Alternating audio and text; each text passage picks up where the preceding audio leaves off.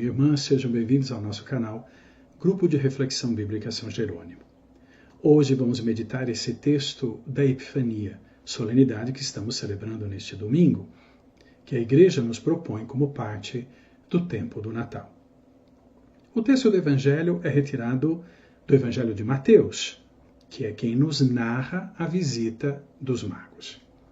É um texto bastante rico, com uma história que envolve vários personagens, cada um deles com um comportamento particular. Tudo em relação ao menino, seja positivamente, seja negativamente. O texto começa afirmando que o que aconteceu foi depois que o menino nasceu. Logo, nos dá a entender que o menino ainda é muito pequeno. Por quê? Primeiro, uma referência ao nascimento, sem entrar em maiores explicações das condições desse nascimento, como fará, por exemplo, o evangelista São Lucas, mas ao mesmo tempo para nos colocar diante de uma situação muito particular. É esse menino pequeno, portanto, uma criatura humana frágil, que deve ser reconhecida como o rei de Israel. Como aquele que carrega um poder que não é só um poder político real, rei de Israel, mas um poder divino enquanto o Messias. Tem aí, portanto, um desafio. O evangelista quer nos ajudar, por meio da cena, a conseguir olhar para o menino e reconhecer no menino a presença de Deus.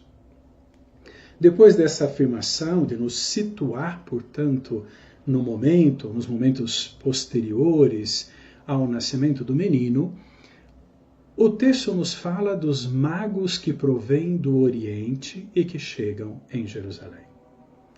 A palavra magos nos remete à ideia de magia, de pessoas que mexem com magia.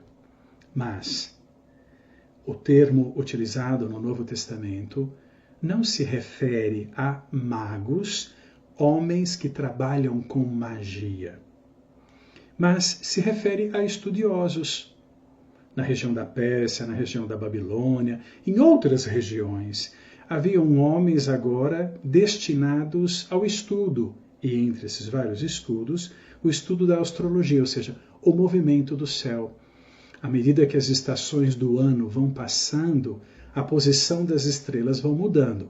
Hoje, com o conhecimento que nós temos, nós sabemos que a Terra vai se movendo, seja girando em torno do seu próprio eixo, seja em torno do Sol. E à medida que ela vai girando em torno do Sol, as estações vão passando e a visão que a gente tem do céu é diferente. Então não é o céu que muda, mas é a Terra que vai mudando. E à medida que ela vai se movendo em volta do Sol, nós vamos vendo o céu de pontos de vista e perspectivas diferentes. De qualquer modo, já na Antiguidade, alguns homens dedicaram-se a estudar as estrelas. Porque as estrelas como ponto de luz na noite, e porque eles detectaram, observando que ocorria essas mudanças, embora não tivessem todo o conhecimento que temos hoje e não tinham nem meios para chegar aos conhecimentos que nós temos hoje, eles começaram a perceber que era possível entender alguma coisa, sobretudo como orientação do tempo e como guia para a vida, como uma bússola praticamente, a partir do estudo das estrelas. Claro que se envolviam outros elementos também, de caráter religioso, folclórico, próprio da época. De qualquer modo, magos aqui não significa homens que mexem com magia, mas magos aqui significam estudiosos que vêm do Oriente. Vêm a Jerusalém. O motivo dessa viagem, sair de suas casas e ir a Jerusalém, é dito por eles mesmos. Porque quando chegam até Jerusalém, eles perguntam: onde está o rei dos judeus que acaba de nascer? Nós vimos sua estrela no Oriente e viemos adorá-lo. Então, começam com uma pergunta: onde está o rei dos judeus? Um outro personagem que vai entrar aqui na nossa história é Herodes, que na época era o rei dos judeus. Então, os magos perguntam pelo rei dos judeus que acabou de nascer. Mas esse rei dos judeus não é o filho do rei, não é o príncipe herdeiro. E pensando em Herodes, por aquilo que nós sabemos do Herodes, real da época, era um homem totalmente apegado ao trono, ao poder, e que não hesitava em usar a violência, inclusive com membros da sua própria família, para defender o seu poder e o seu trono.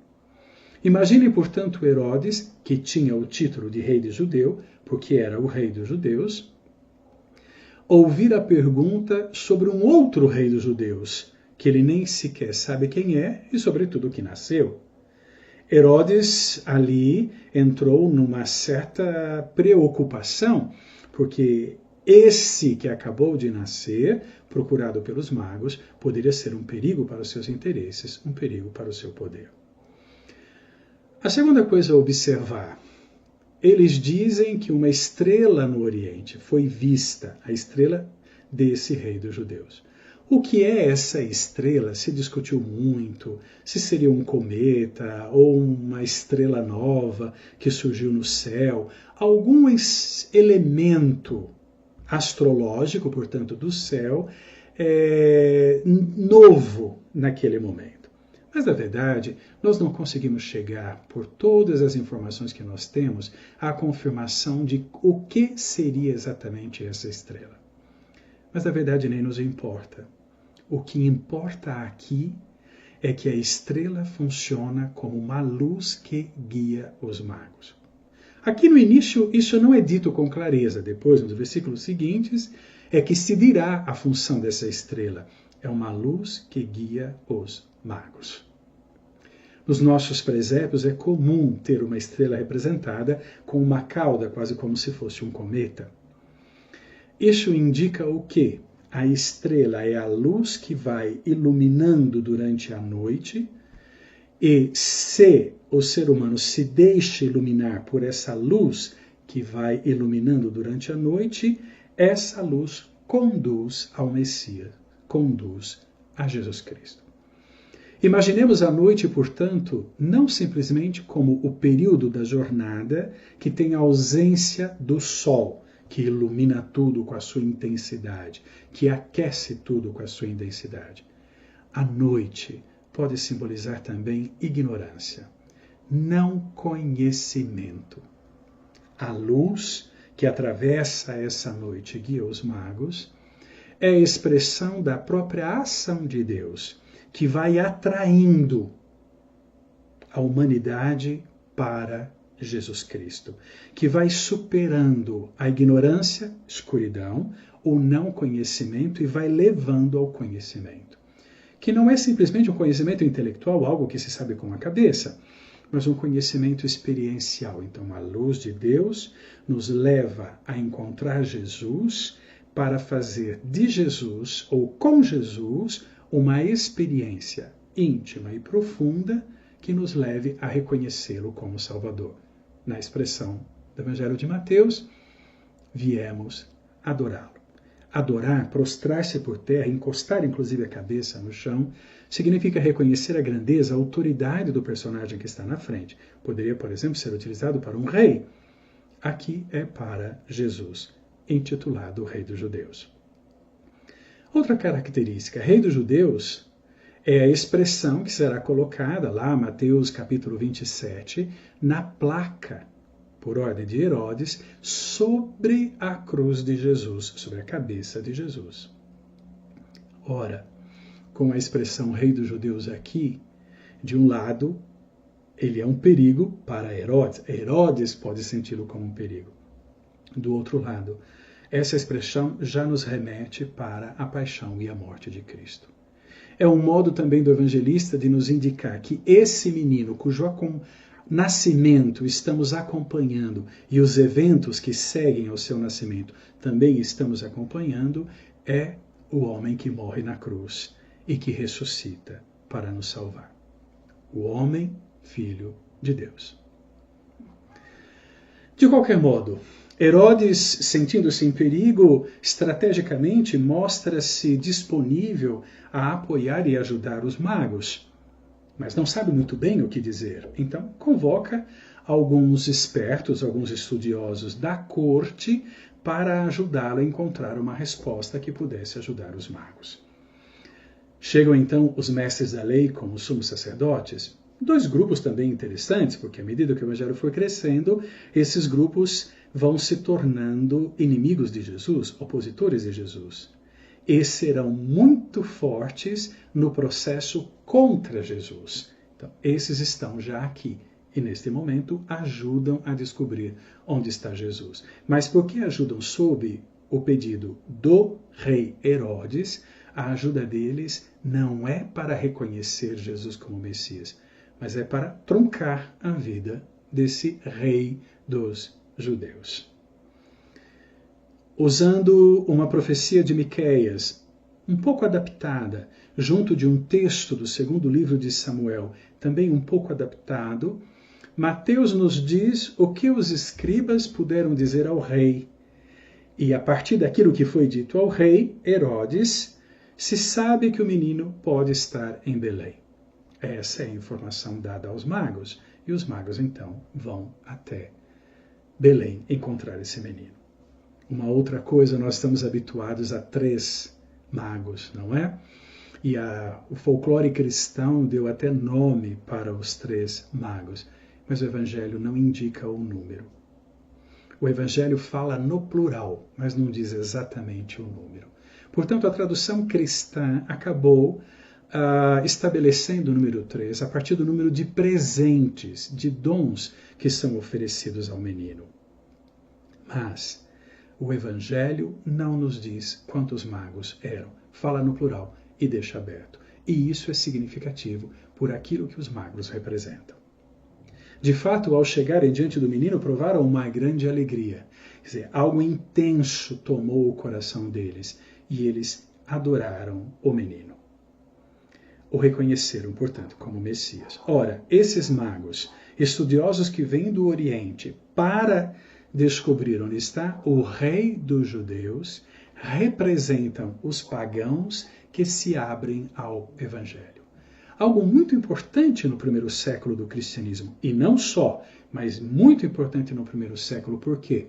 Porque a igreja primitiva ela é formada de judeus que aderem a Jesus Cristo, reconhecendo-o como mestre.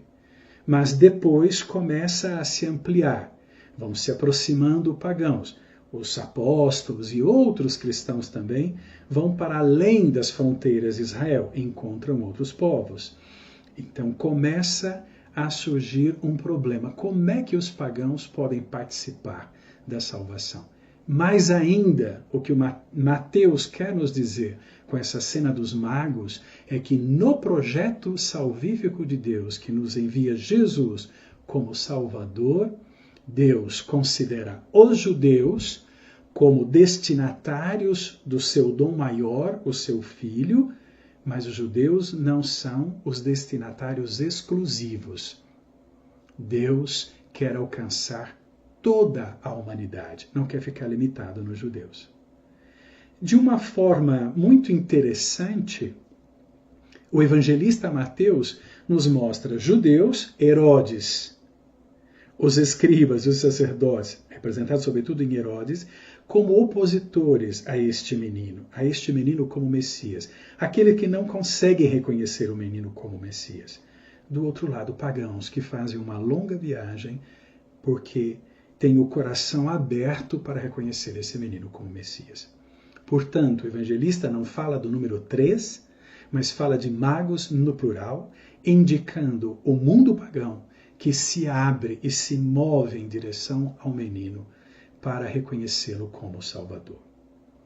Aqui podemos fazer um paralelo com a primeira leitura de hoje, do livro do profeta Isaías, do início do capítulo 60, estamos já no fim, praticamente, do livro do profeta Isaías.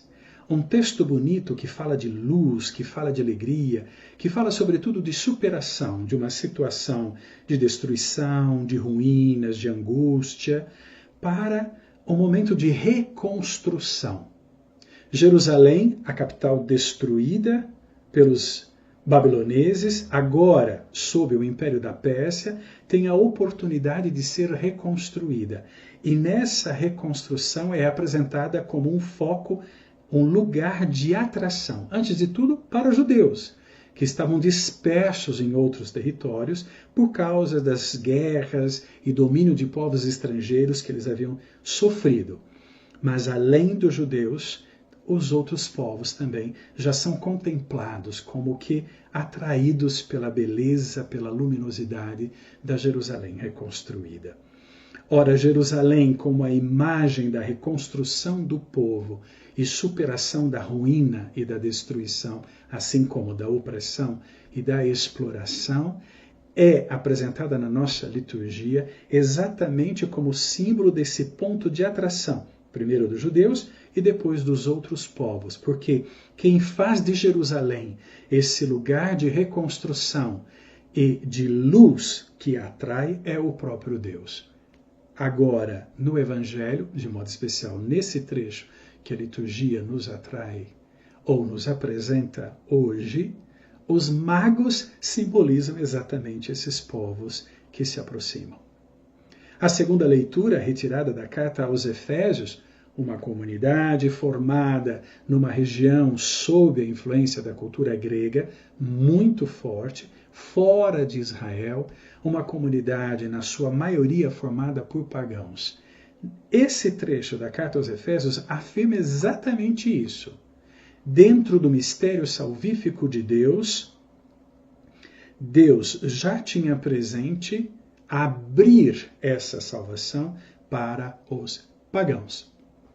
A existência da comunidade de Éfeso e das comunidades em torno a Éfeso simbolizam que o projeto de Deus está se realizando. A festa da Epifania, portanto, Epifania significa manifestação, é a festa que nos lembra que Deus se manifesta por meio desse menino, menino que nós já adoramos como homem adulto e ressuscitado. E, por meio desse menino, Deus manifesta o seu projeto, manifesta o seu amor e exerce uma força de atração.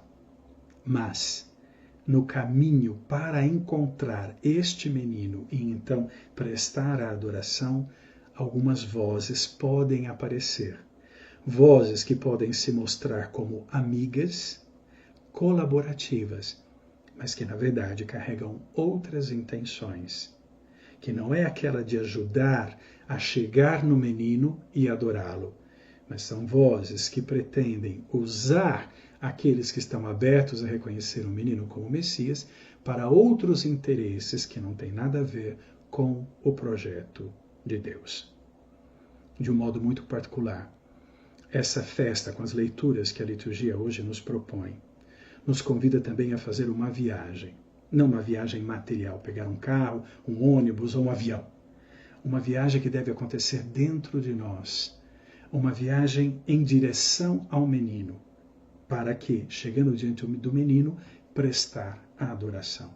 Adoração que não se reduz também a um rito litúrgico, mesmo sabendo que todas as nossas liturgias são importantes e precisamos vivê-las bem. Mas é um encontro que se dá na nossa vida. Uma vida de quem se deixa atrair por esse menino e se move em direção a esse menino.